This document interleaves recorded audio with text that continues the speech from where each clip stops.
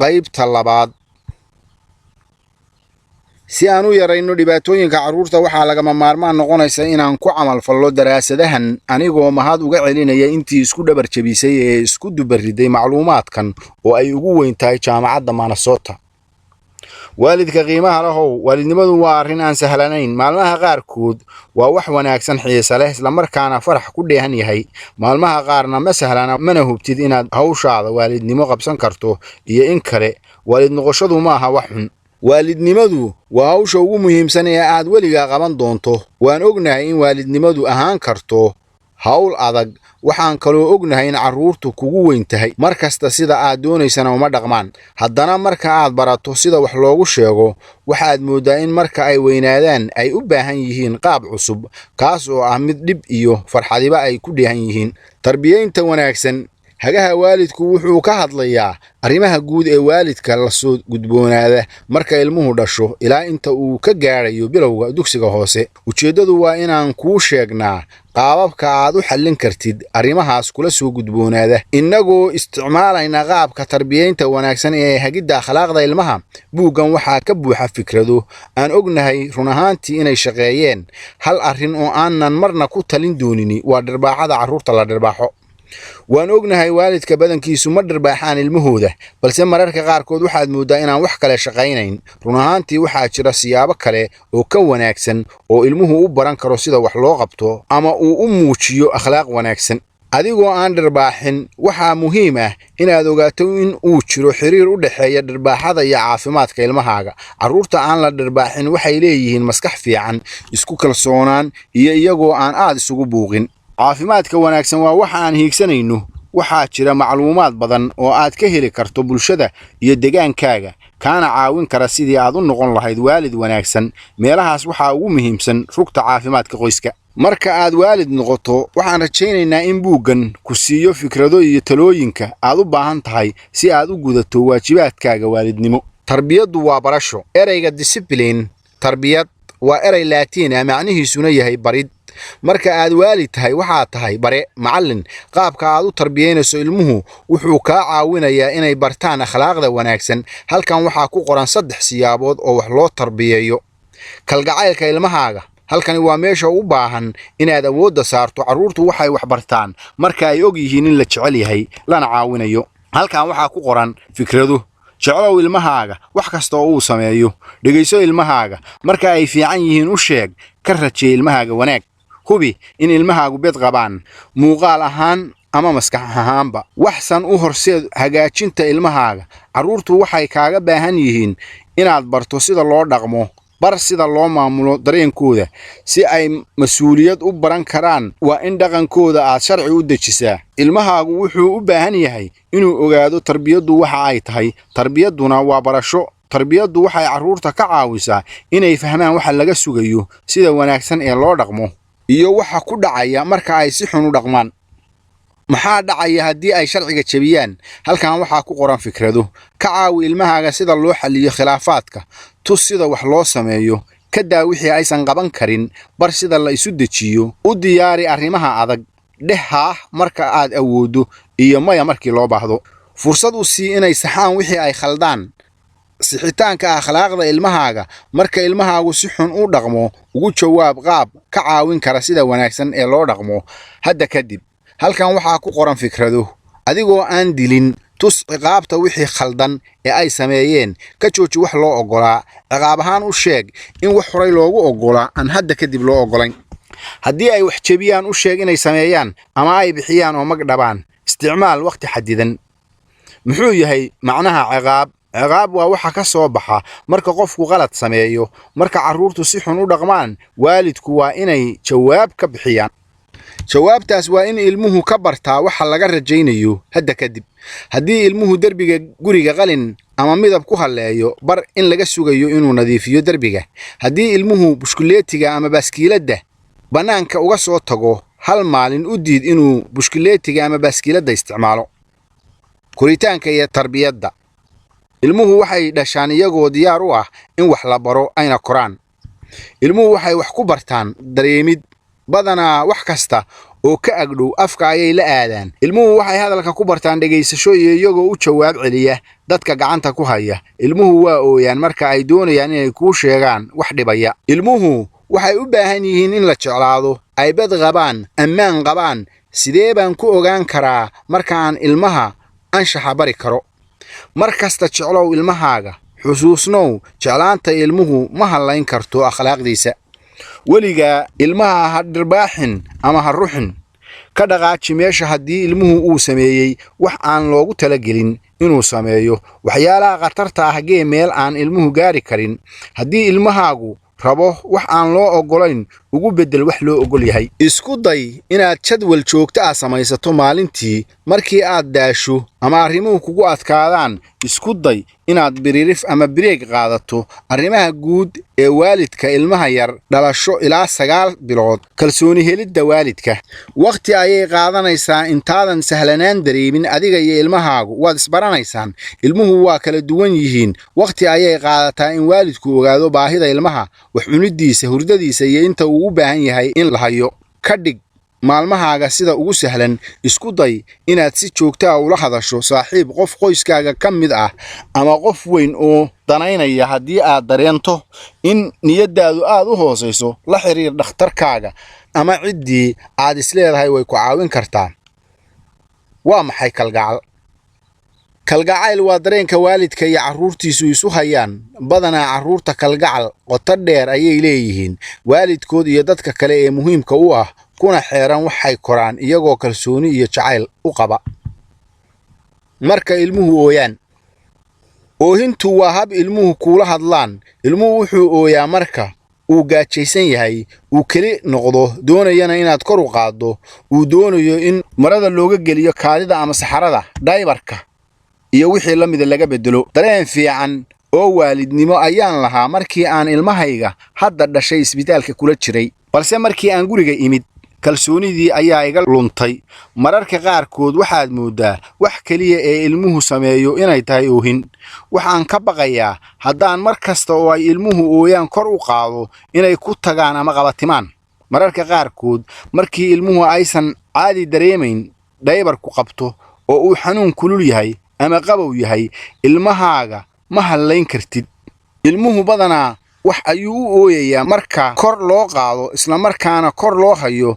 Wax badanse ilmaha kor uma hayn kartid. Ilmuhu wuxuu baranayaa inuu ku aamini karo, isla markaana uu ku heli karo marka uu kuu baahan yahay. Ayaamo kadib waxaad baran doontaa wax ilmahaagu doonayo marka uu ooyo. Markii ilmuhu iska ooyo oo haddana ooyo, isku day sidii aad isu dejin lahayd. Isku day inaad ilmahaaga geliso ama ku duuduubto buste aan adkayn, isla markaana aad kor u hayso adigoo isku soo dhaweynaya. Dhowr daqiiqo oo biririf ah qaado oo naso. Dhig ilmahaaga meel ammaan ah sida sariirta carruurta oo kor ka furan. Kadibna aad meel kale oo guriga ka mid ah oo aadan oohinta ilmaha ka maqli karin ilaa aad xoogaa soo degto xanaaqu kaa bo'o. Ku rid ilmahaaga gaadhiga carruurta, kadibna bannaanka u bax, soona lugee. Ilmahaaga ku rid gaadhigaaga, kadibna meelahaas soo wareega. Isku day inaad xambaarto ilmahaaga ama aad ku qaaddo bahalka ilmaha lagu qaado. Socodka ama garaaca wadnahaagu waa ku dejin karaa. Tusaalaynta waalidka. Isku day inaad ilmahaaga gaadhigiisa aad ku ruxdo adigoo si jilicsan ugu heesaya.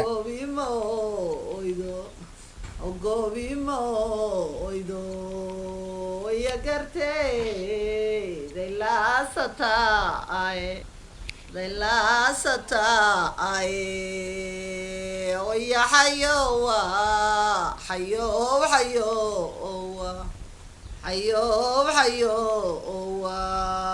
ويا حيوسي دحورك جيلة ويا حياو هكاس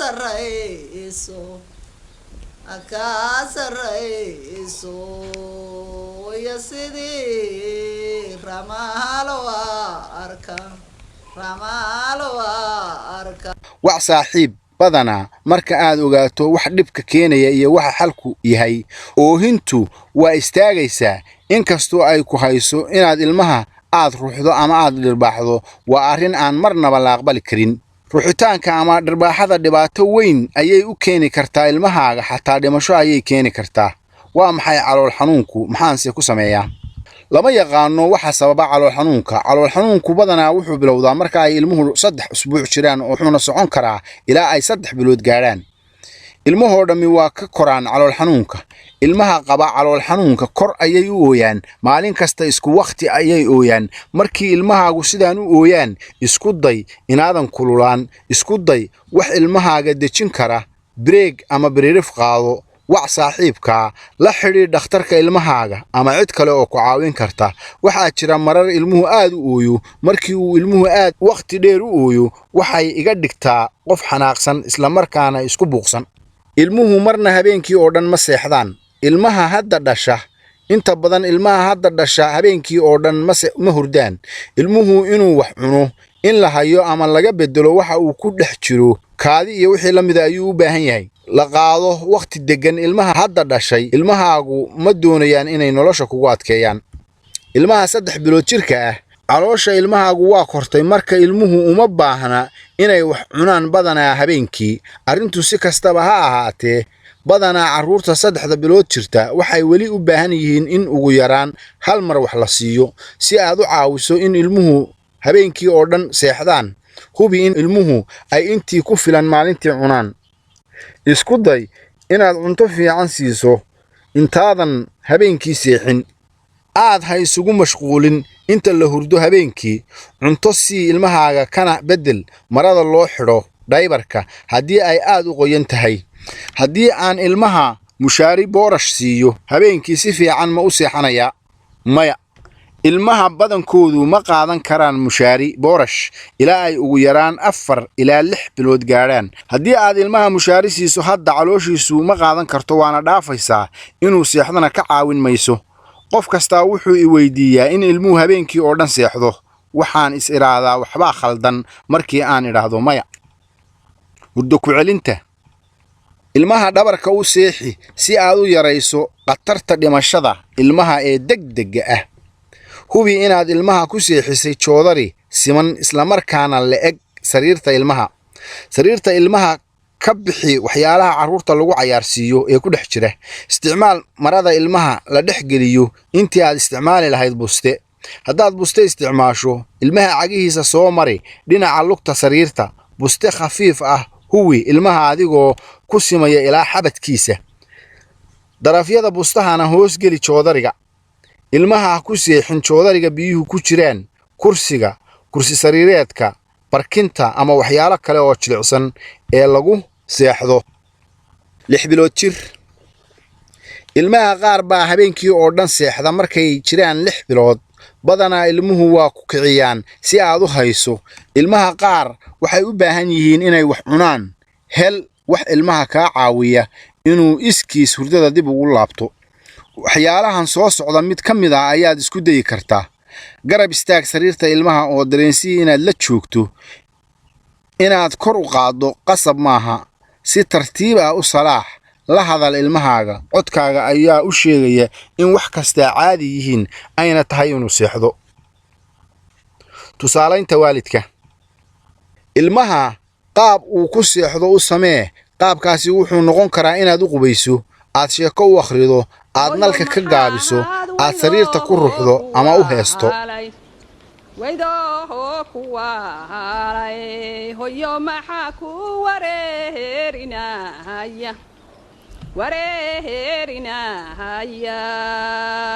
hoyo manahaas kibaha gabnoobey o gabnoobad godolka weyday bakahaasad caalay oo macaha bakaasod caalay oo socod ku raagay oo sodcaala socod ku raagay libahaaroray oo magehe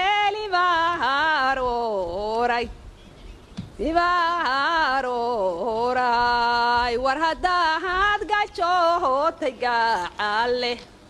gajoto gacale waranaba geldhala ima maalin kacabsashada qariibka marka ay 8 ilaa 9 bilood jiraan ilmo badan ayaa raba inay ka agdhowaadaan dadka ay aadka u yaqaaniin oo kaliya ogow ilmahaagu wuxuu doonayaa inuu la joogo dad uu isku aamini karo si waqti ilmahaagu ku barto dadka ku cusub ha ku qasbin in qofka cusub uu markaba barto u ogolow inuu marar kala gedisan arko qofka ku cusub koritaanka iyo tarbiyeynta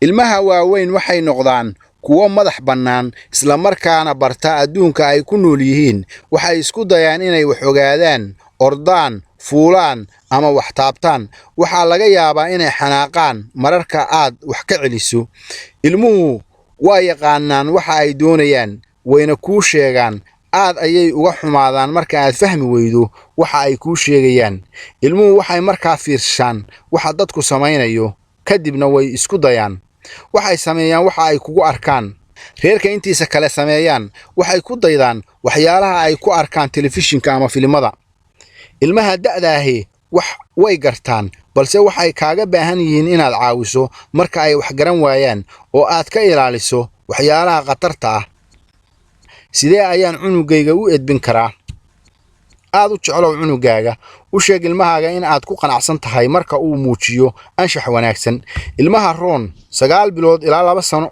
ilaa 21 bilood marna cunugaaga ha dharbaaxin ama ha ruxin ama ha guulguulin waxyaalaha khatarta ah dhig meel aan cunugu gaadhi karin haddii ilmahaagu doonayo wax aan loo ogolayn ku qalqaale wax kale oo loo ogol yahay isku day inaad jadwal joogto ah aad maalin walba leedahay oo ku saabsan ilmaha iyo koritaankiisa marka aad daalan tahay ama hawshu kugu badato waqti ka qaado hawlaha isweydii in ilmahaagu si xun u dhaqmayo ama uu isku dayayo inuu wax barto u dhaqan sida aad doonayso in ilmahaagu u dhaqmaan haddaad ku qayliso isna waa kugu qaylinayaa si toosan oo qayaxan ugu sheeg waxa aad ilmahaaga ka rabto inuu sameeyo ogsoonow waxa ilmahaagu isku samayn karo ilmaha wax kasta qabanaya marka ilmahaagu 9 bilood gaaro guriga ayuu iska dhex joogaa wuxuu kaaga baahan yahay inaad mar kasta la joogto waxaa laga yaabaa inaad ogaatay inuu wax isku dayayo waa shaqada ilmaha roon ay doonayaan inay adduunkooda ku bartaan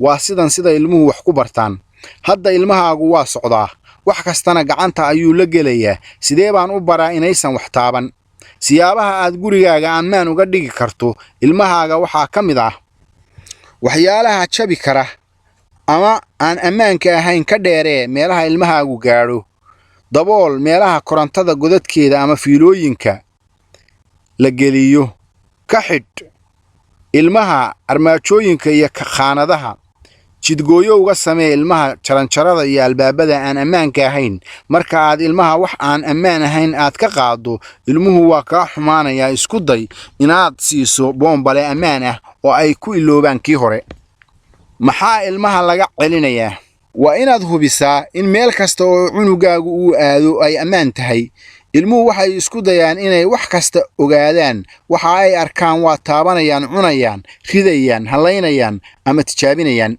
sidan ayaa cunug wax ku bartaa ka caawi inay wax kasta ogaadaan iyaga oo bed qaba adigoo ka dheeraynaya waxyaalaha aan loogu talagelin inay gaaraan markii cunugu sii koro u sheeg inuusan taaban waxyaalaha qaarkood muxuu ilmahaygu telefishinka ka baranayaa badanaa carruurtu waxa ay telefishinka ku arkaan ayay ku daydaan haddii ilmahaagu si xun u dhaqmo dhibku wuxuu noqon karaa barnaamijyada uu telefishinka ka fiirsado ogow barnaamijyada ilmahaagu fiirsado waxaa fiican inaad xadido waqtiga ilmuhu telefishinka fiirsado u hel wax kale oo ilmuhu qabto sida akhris sawirid ama uu bannaanka ku soo ciyaaro baridda cunugaagu inuusan wax taaban intii aad gacanta ka dhirbaaxi lahayd gacantiisa ka qaad meesha uu ku taabanayo kuna dheh maya carruurta waa fahmaan waxa aan ammaanka ahayn marka aad dhowr jeer u sheegto ilmahaagu waa iska daynayaa makiinadda ama girgiraha raashinka markii uu ogaado in xaax ay macnaheedu tahay kulayl inta uu ilmuhu wax baranayo ka qaad agagaarka makiinadda raashinka ama girgiraha u hel wax kale oo uu jecel yahay u hel meel ammaan ah oo uu ku ciyaaro inta aad kijada ku jirto si wax kale sida baaquli caag ah, qaadda alwaax ah ama boonbalayaashiisa. haddaad cunug leedahay wax badan ayaad maqashay su'aashan badanaa ma anaa sameeya. wax dhibaato ah ma leh inaad daahsan tahay mooyee ku dhiirigeli ilmahaaga marka ay doonayaan inay wax qabsadaan si fursad ilmaha ay iyagu ku labistaan, ay ku cadaydaan, ay kursiga ku fadhiistaan. marka ilmahaygu isku dayo inuu taabto makiinadda ama girgiraha raashinka oo kulul, gacanta ayaan ka dharbaaxaa si aan u fahamsiiyo inuusan taaban. taasu waa khalad. tusaalaynta waalidka. gaadhiga inay iyagu fuulaan arrintan waqti ayay qaadanaysaa. inta ay wax isku dayayaan markay horay isaga degaan, horay ka bartaan, taasina adiga waqti ayay ku baajinaysaa. tababarada xanaaqa. ilmahaygu wuxuu baranayaa xanaaqa iyo isku wareeridda. feer ayuu duubtaa, indhuhu isku qabqabtaa, isla markaana qayliyaa. waxaa laga yaabaa inuu waxlaado, dhulka isku dhufto ama uu dhibaato geysto. inaad ka hortagto xanaaqa noocan ah. ka fogow inaad ilmahaaga meel u qaaddo marka uu baahan yahay ama uu daallan yahay. haddii ay qasab kugu tahay inaad u qaad cunto fudud, buugaag, boonbalayaal uu jecel yahay, ama qalimaan iyo waraaq uu wax ku sawiro si uusan u caajisin ama u xanaaqin. maxay oohintu ugu badan tahay da'dan? ilmuhu ma fahmi karaan sababta aysan wax u taaban karin, u cuni karin, aysan u aadi karin meeshii ay rabaan. ilmuhu badanaa kuma sheegi karaan waxa ay rabaan. taas ayaa ka xanaajinaysa. marka ilmahaagu gaajaysan yihiin, daallan yihiin, kulul yihiin, si xun u jiifaan ama in la qaado rabaan, badanaa way ooyaan. waxaan leenahay ilmo 18 bilood jira, balse markii uu xanaaqo nafta ayuu iska gooyaa. iska daa ilmahaagu ha iswaalee. mar haddii uusan dhibaato isku geysanaynin ama cid kale wax u geysanayn, fahamsii inaad og tahay inuu xanaaqsan yahay. marka aad guriga joogto, waxa fiican inaad isdejiso oo aad iska dhigatirto iswaalwaalkiisa. marka aad joogto meel caam ah, isdeji, ilmahana ka kaxee meel aan buuq lahayn gee ilaa ilmuhu joojiyo iswaalka. carruurta qaar ayaan xanaaq jabi karin. tartiib u qabo, si deggan ula hadal, una sheeg inay caadi tahay. meel kasta oo aad joogto haddaad ilmaha tartiib ugu jawaabto, iswaalwaalku waa dhammaanayaa. markii ilmuhu isku waalo meel caam ah, waxaa laga yaabaa inaad ilmaha siiso waxa uu rabo si uu qaylada u joojiyo.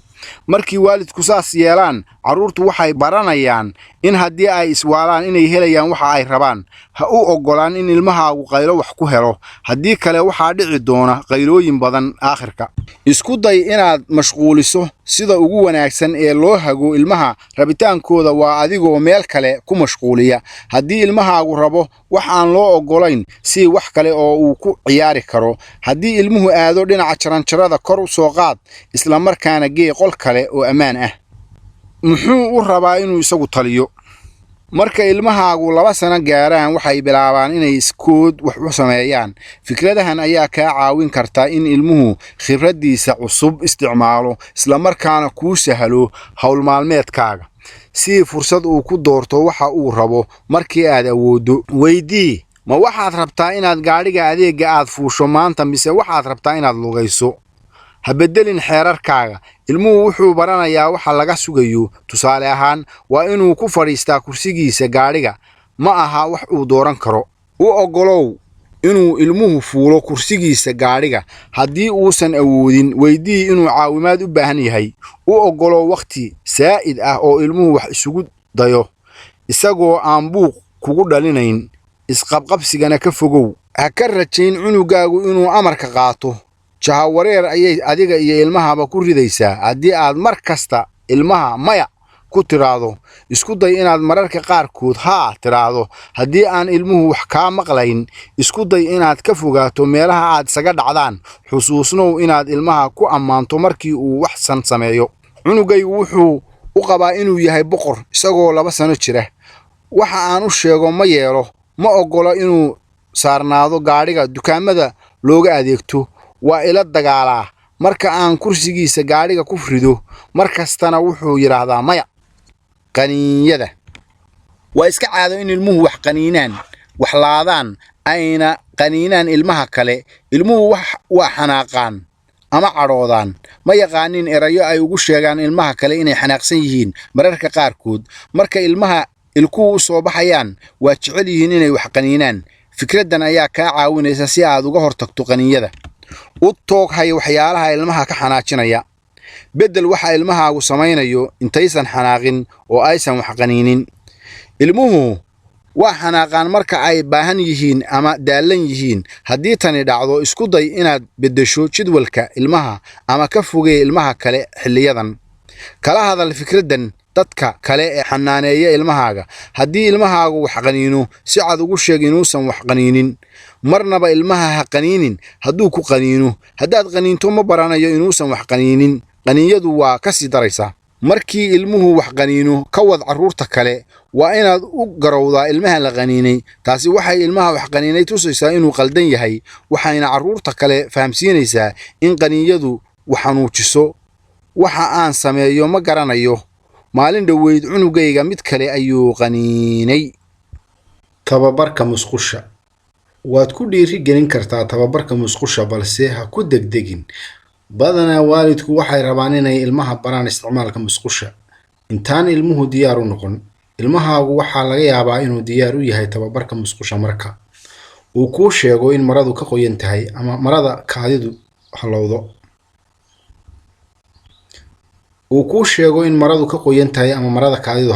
uu kuu sheego inuu u baahan yahay musqusha